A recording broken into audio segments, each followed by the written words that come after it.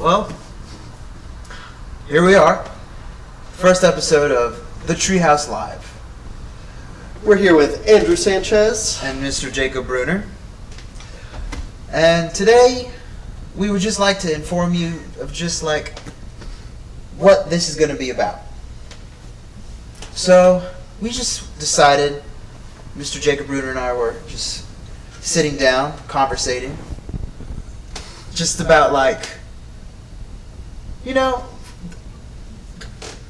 we just have a good time talking, just getting to know stuff. And we have Mr. Ricardo Perez as our technician. Nice. 3, 2, 1, 0. 3, 2, 1, 0. Okay.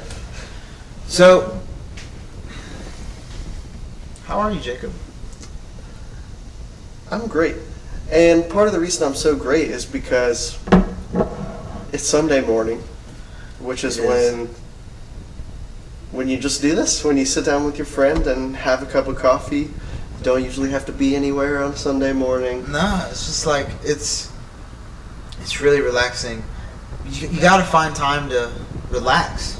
With all the stuff that we're doing all the time, it's like you just gotta find the time to truly just sit down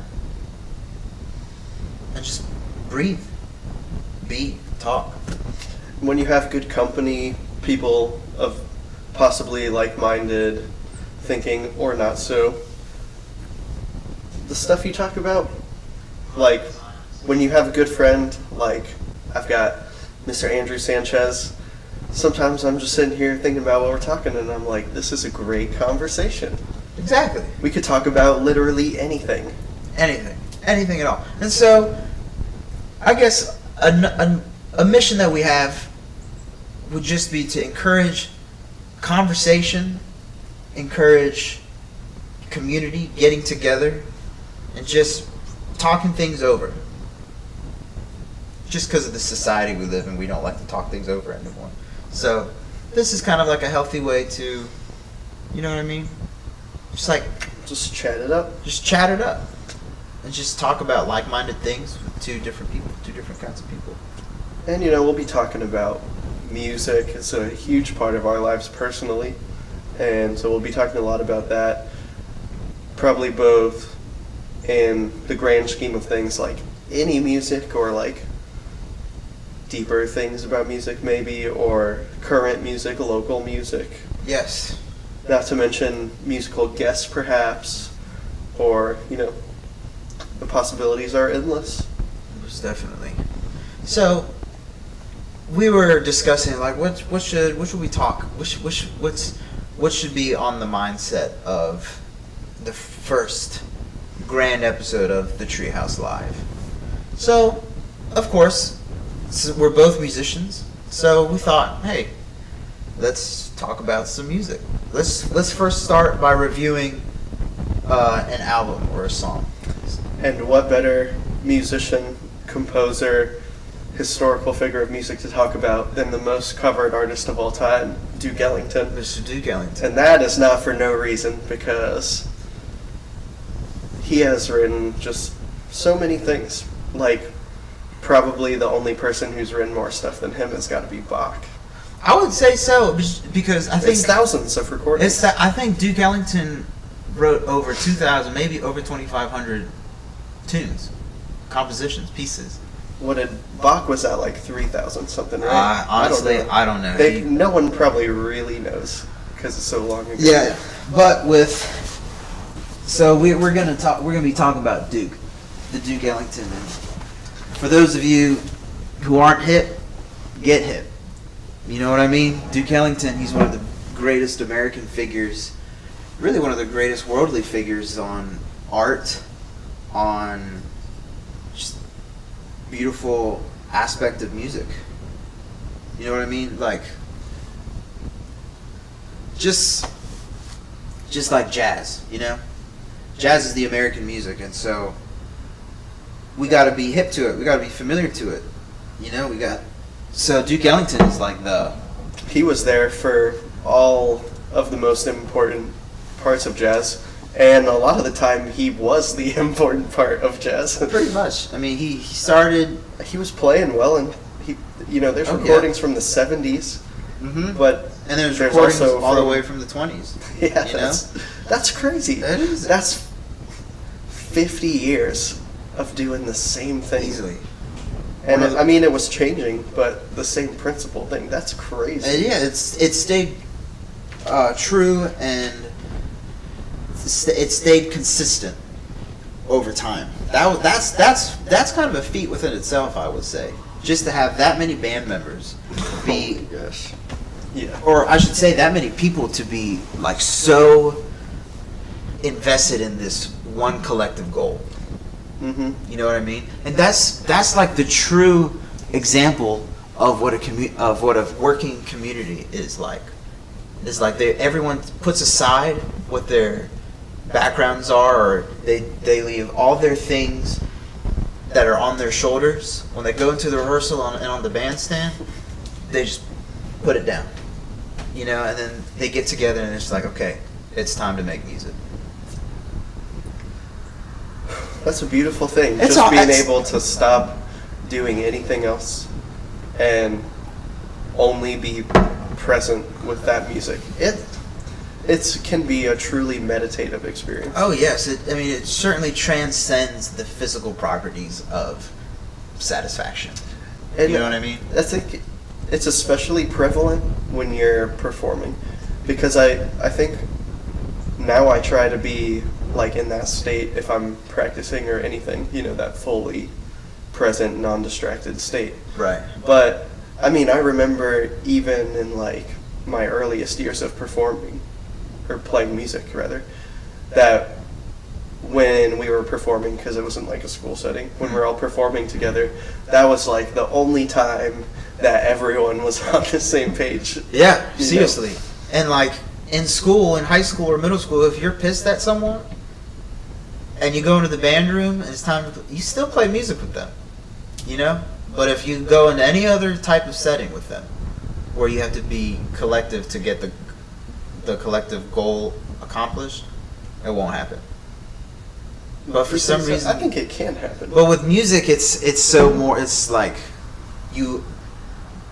It's you have- fundamental you have to the let very it go. act. You have to let it go. You know what I mean?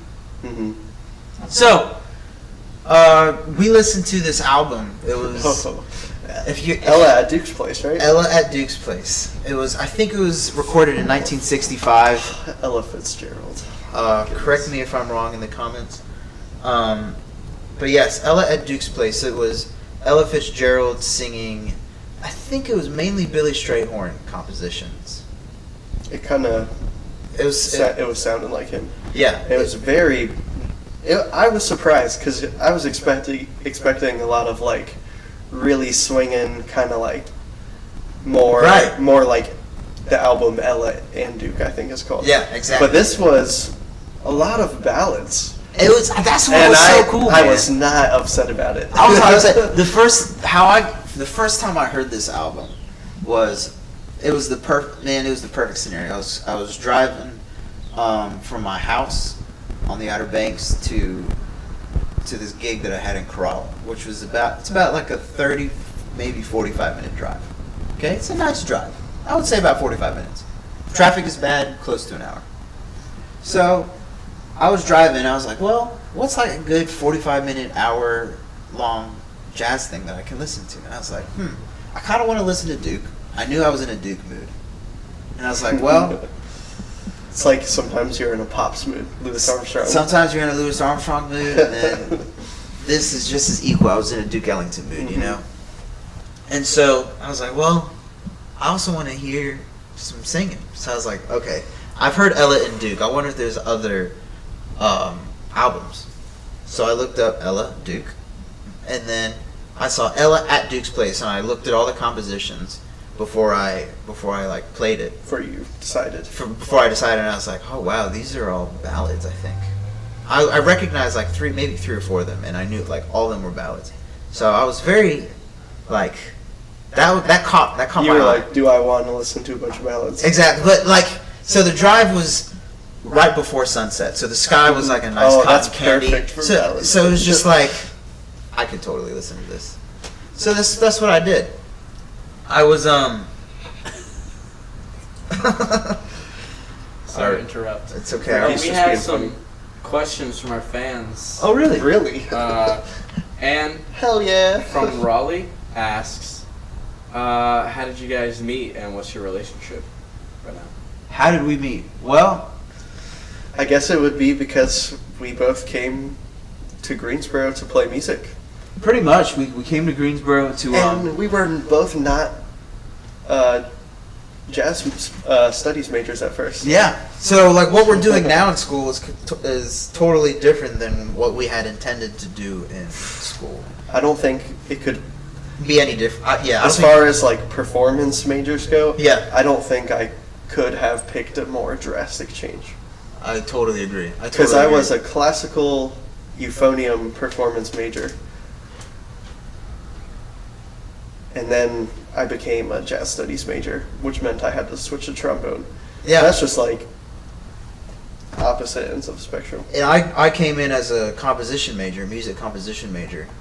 Piano, right? Piano center? With a jazz piano primary. That's what I was taking lessons on. And I was taking all the jazz classes just because I wanted to be a double major. So I started taking some of the jazz classes so I could like stay, on course with everything with the jazz studies course. And my second year, the first semester of my second year, I was a double major, composition jazz. And then it was just a lot of work to do both courses. So I just dropped the composition and did jazz because I was doing a fair amount of composing just by being a jazz studies major.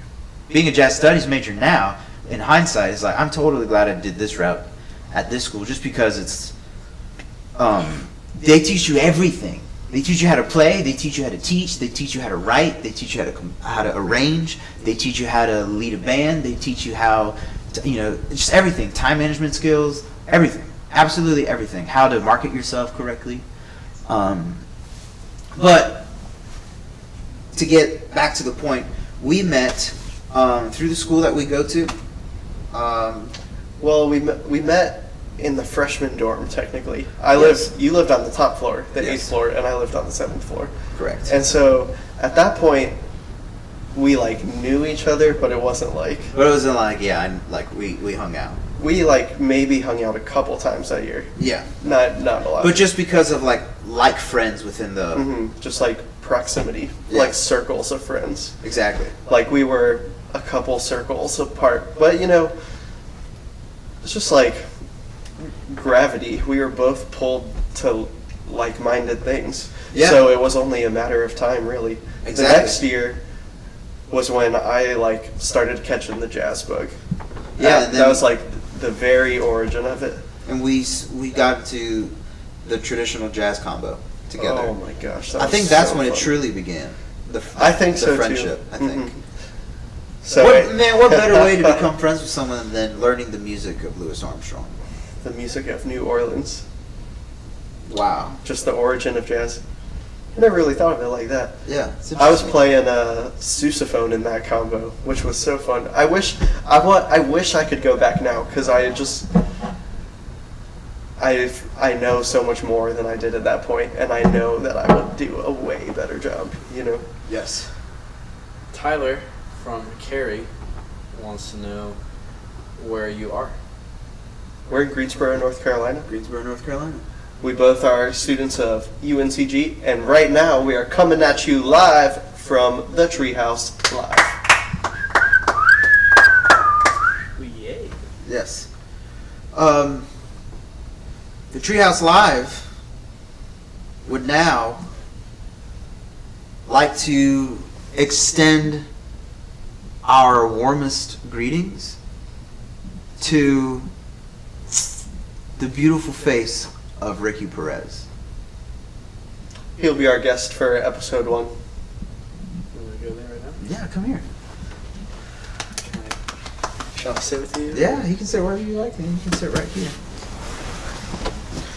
So Ricky, This is a surprise. I did not know this. Was yes, gonna happen. Ricky is the man behind the camera. So we just wanted to include him on the first episode. This is like we are the faces of Treehouse Live. So we just We're the only working members yes. as of today.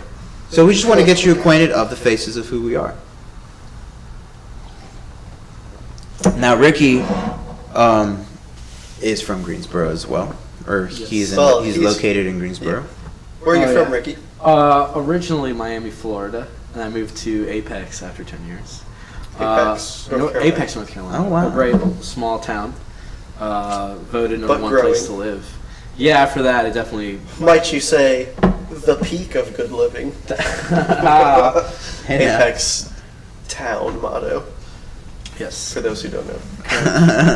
That's And funny. I moved to Greensboro for college, and I would definitely consider it home. I live here full time, and Greensboro is a great place for the arts, and definitely. Man, it's so underrated. Yeah, for real. It is so kind of underrated. secretly the place to be, and I guess we're really biased.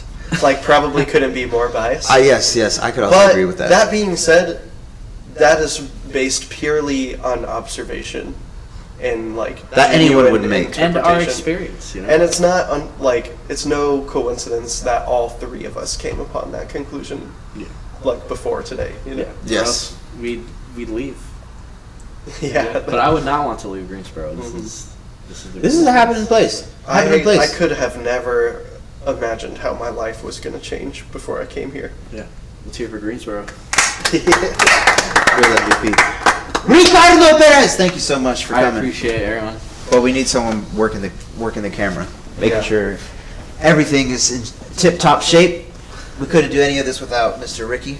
On an unrelated note, the TreeHouse Live does have an internship program available to those who are interested.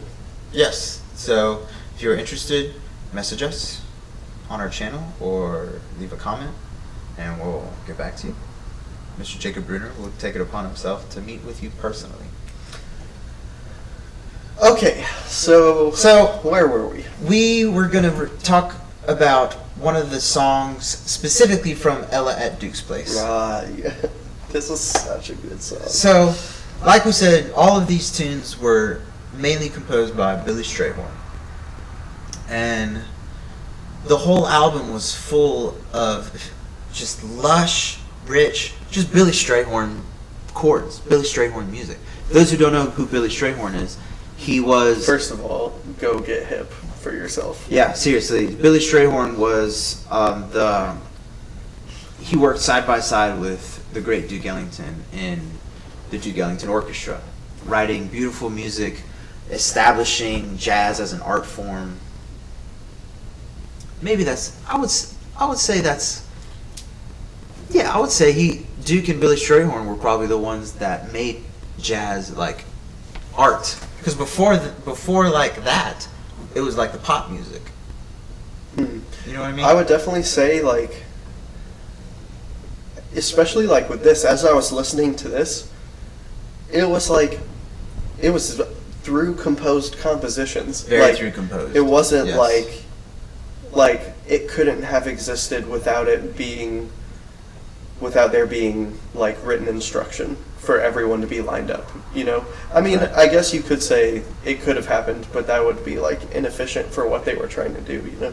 It's just like before they were, and I guess like even in the early big bands, it was like a lot of riffs too. Yeah, you know? dude. It was. Like- I mean, obviously the Count Basie Orchestra, like from like the early Count Basie Orchestra. OG Count Basie OG Orchestra. Count Basie. That was nothing but riffs. Benny Goodman, that was riffs. That was a lot of riffs. Just like the whole kind of big band era of swing. Yeah. But then there's just so much of Duke Ellington's music where he just like takes the compositions to so many different places. It's not like, but it is through pre-orchestration. Like it was planned, you know? yes. Not like that.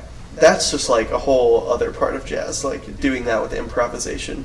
But this is like composed, like, which I guess would fulfill the requirements of like art music. You know? It's like composed reactionary music.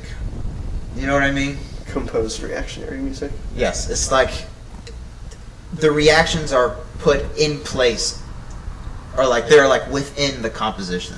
Do you know what I mean? But and what's Like the interesting about reactions are that? meant to come out through this particular composed music. And it's like this still like has improvised soloists and stuff, and like the rhythm section players are improvising their part more or less a lot of the time. Yeah. He's just like trusting those people. But like, for instance, the saxophone solo in a lot of these tunes is like, it's not the moment where it's like, okay, now we're gonna showcase this person. You could view it that way, but more of what it is, it's like, this is like the texture the song needs right now, Yeah. because Ella just stopped singing and now we're going to like some kind of interlude where like we just finished the whole melody, so now we need to go somewhere else. Exactly. It's like, it's like more than just the solo. It's for the whole arc of the song. Yeah, exactly. You know, that's one of the commonalities in with Billy Strayhorn and Duke Ellington's music. It's that it's so. It's always an arc. Always has it's shaped. It's always shaped so beautifully. And Billy Strayhorn's writing with the Duke Ellington Orchestra, it was. No one wrote ballads or melodies like Billy Strayhorn did. I need to learn more of his songs. I mean, dude, his tunes are hip. Like Daydream, I think that was Billy Strayhorn. Did he? Chelsea Bridge, that's a hip one, dude. The bridge to that. The one on Ella and Duke of that one is really cool. Chelsea Actually, I'm pretty positive that on that album, one of like the extra audio things is like of them rehearsing. Oh yes. And they're rehearsing Chelsea Bridge. It's really interesting to listen to that. The first time. Just because like to hear Duke talking to the band and stuff. Yeah. The first time I heard Chelsea Bridge, I was in the all district band in high school, and we played Chelsea Bridge. Really? Yeah. Like, wait, all district, what kind of band? All district jazz band, not. I just Imagine the symphonic band just going. I've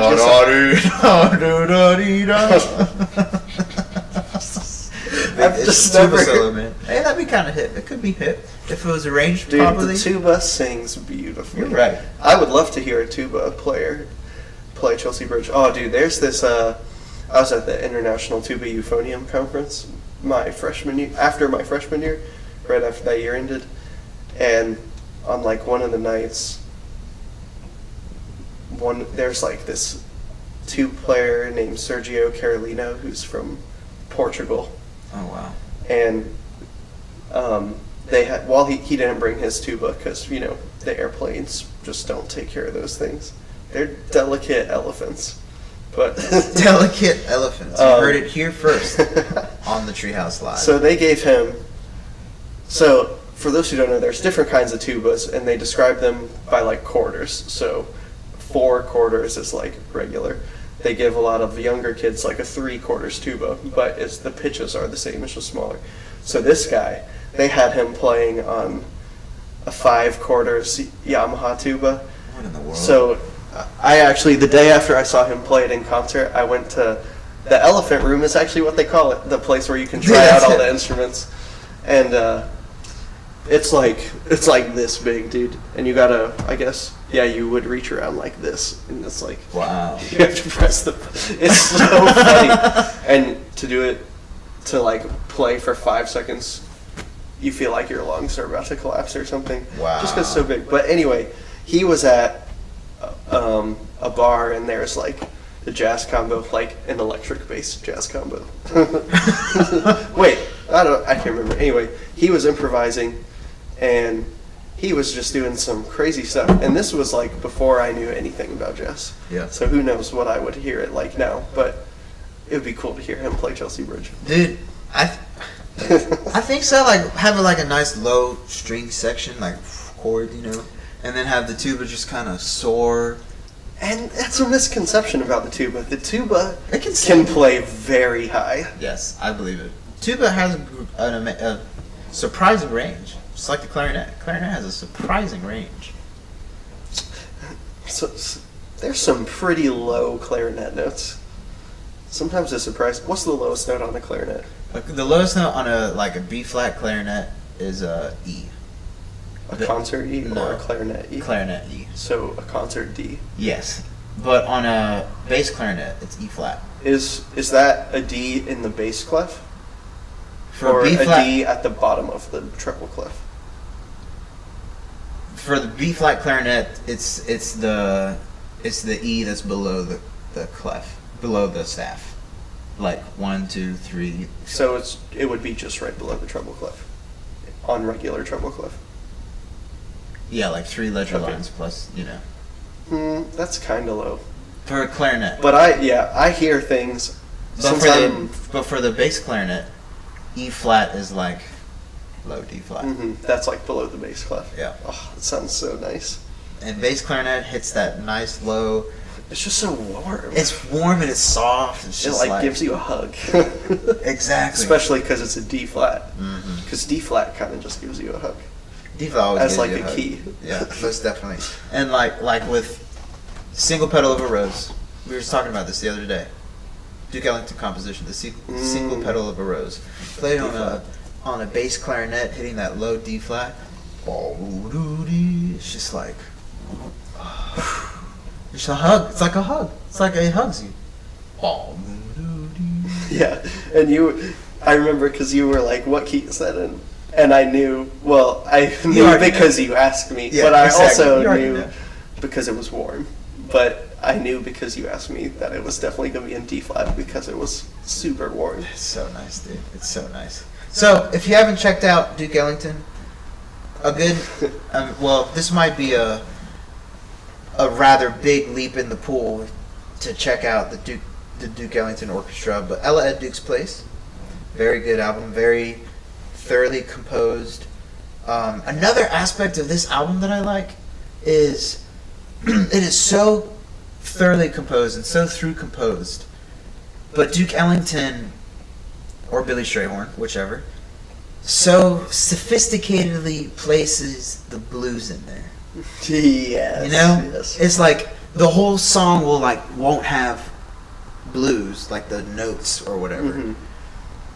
But then, like at the end, it'll just be like It just sneaks in there. he sneaks it in there Yeah. somehow, like do do do do do do do, and like that's all you hear of like blues notes of the aspect put into the composition. But it makes it like so sweet. Yes, it makes you save. Once you hear it, it's like oh baby. So yes, this album is. I can't speak very many or enough good things about this album. I thoroughly enjoyed it. Ella at Duke's Place. The whole time it was playing, I just wanted to sit back and close my eyes and just like bathe in it. Yeah, you're totally right. Oh my gosh, you're totally right. Well, I would say this is a safe spot to conclude the first episode of the TreeHouse Live. The TreeHouse Live. Thank you guys for watching. This was the first episode. Please leave in the comments or message us what you'd like to see. If you'd like to see guests, if you'd like to see any performed music, anything else within rational reason. Or irrational reason. We'd be more than happy to try things out.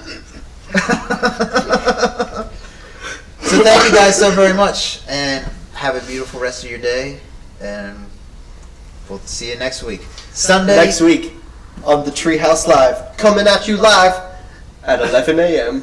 or so. Fashionably late, maybe.